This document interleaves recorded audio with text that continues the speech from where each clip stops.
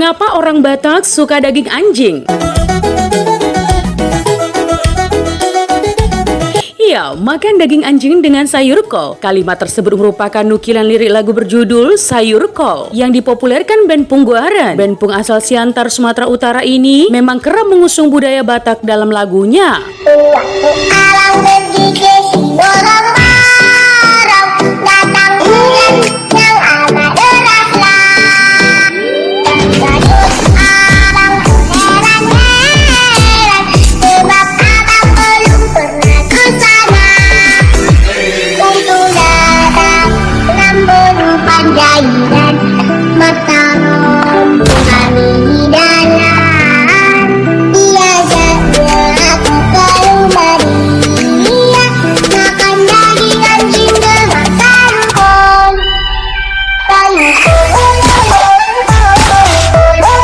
Lagu Sayur Kol berkisah tentang seorang pemuda Batak yang berkelana ke Siborong-Borong. Di tengah jalan, dia terjebak hujan deras. Beruntung seorang Namboru atau Tante Boru Panjaitan mengajak sang pemuda berteduh di rumahnya. Di rumah Namboru, mereka menyantap daging anjing dan sayur kol dengan nikmatnya. Nah teman, karena terdengar lucu, lagu ini kini jadi viral. Bahkan anak bocah ikut menyanyikannya.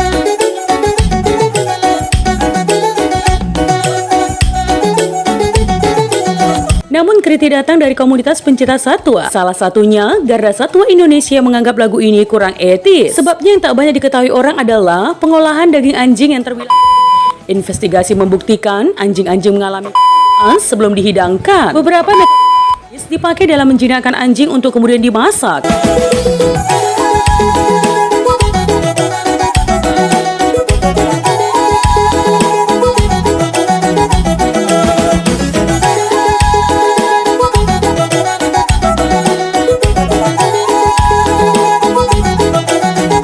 Jika penyiksaan anggap lucu, sudah hancurlah moral bangsa ini. Jiwanya sudah sakit, tulis Garda Satwa Indonesia dalam laman Facebooknya. Ya, komunitas seperti Garda Satwa Indonesia gencar menyerukan kampanye berhenti makan anjing. Masalahnya, bagi sebagian kalangan, daging anjing lumrah dimakan. Salah satunya suku Batak.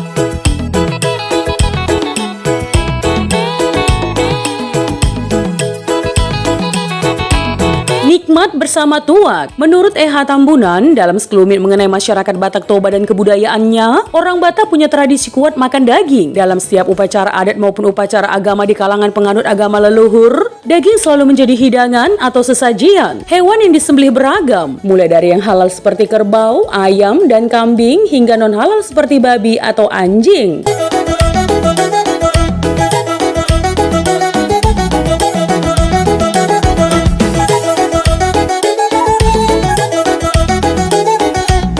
Berbeda dengan babi yang jelas hewan ternak, bagi orang Batak, anjing dipelihara sebagai penjaga rumah atau penjaga ternak. Tapi ketika di meja makan, keduanya sama saja, menjadi santapan. Kenapa anjing ikut disantap? Jan Johannes van de Velde, asisten residen Belanda di Tapanuli, punya jawaban. Ia mengatakan, umumnya hewan berkaki empat itu berlaku sebagai peliharaan dan sahabat manusia. Namun di tanah Batak, hewan itu biasa menjadi santapan lezat.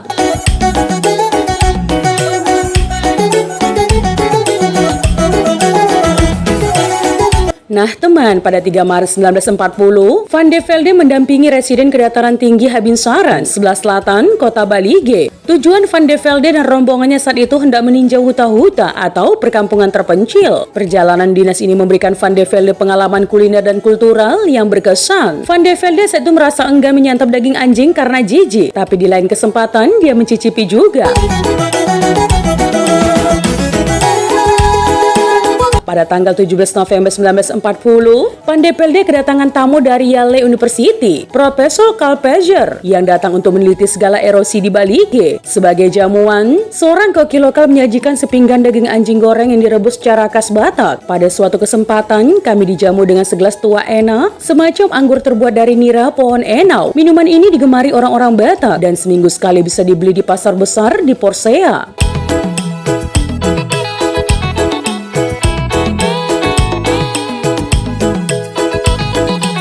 Apalagi kalau ditemani sepotong daging anjing, maka mereka lebih menikmati tuak itu. Kenang Van de Velde dalam korespondensinya yang dibukukan Surat-Surat dari Sumatera 1928-1949.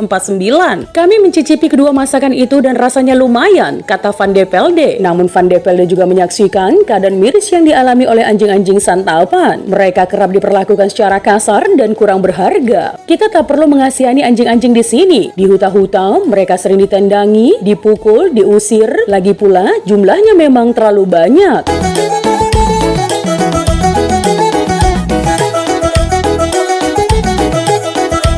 Di pasar Balige pun bisa dibeli anjing yang juga yang sudah dimasak dan sering dimakan di tempat dengan ditemani segelas tuak. Demikian tutur Van de Velde.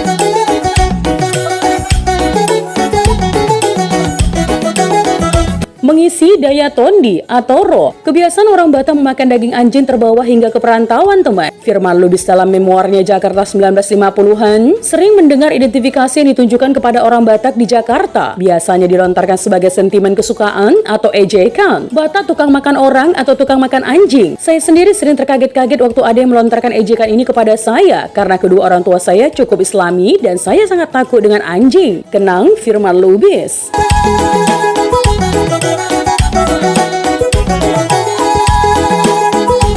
Rumah-rumah makan Batak ataupun Lapo Tua yang menyajikan daging anjing lazimnya melabelkan kode B1 dalam daftar menu. B1 diambil dari bahasa Batak, biang, yang artinya anjing. Untuk membedakan dari daging babi yang diberi kode B2. Dibandingkan babi, daging anjing memiliki tekstur keras dan tak berlemak.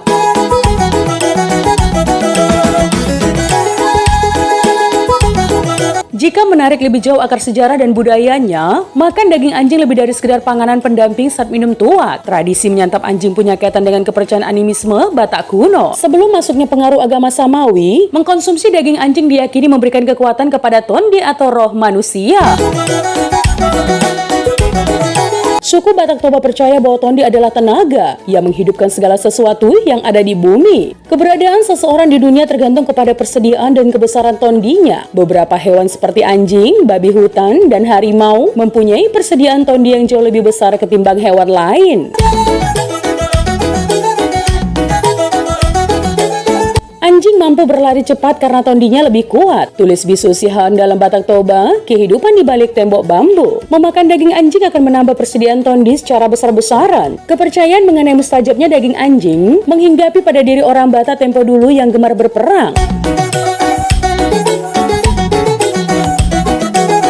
Menurut teolog Rudolf Vasaribu dan agama suku dan Bataknologi, kebiasaan memakan anjing dalam tradisi kuno punya maksud agar mereka berani dan gesit dalam peperangan. Dalam tubuh anjing dipercaya mengandung semacam zat yang merangsang keberanian. Konsep magis demikian dalam masyarakat modern hari ini tak lebih dari omong kosong belaka. Kendati demikian, tradisi makan anjing telah terlegitimasi turun-temurun dari generasi ke generasi.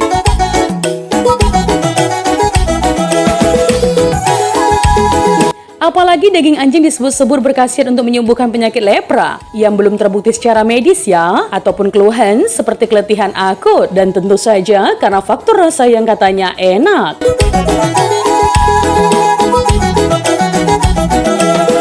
Nah teman, itu tadi adalah mengapa orang Batak suka daging anjing. Jika ada kesalahan penyampaian informasi, mohon dimaafkan ya teman. Untuk kritik dan saran yang membangun, langsung saja tinggalkan di kolom komentar. Menjadi bijak, menjadi cermat itu penting. Terima kasih teman.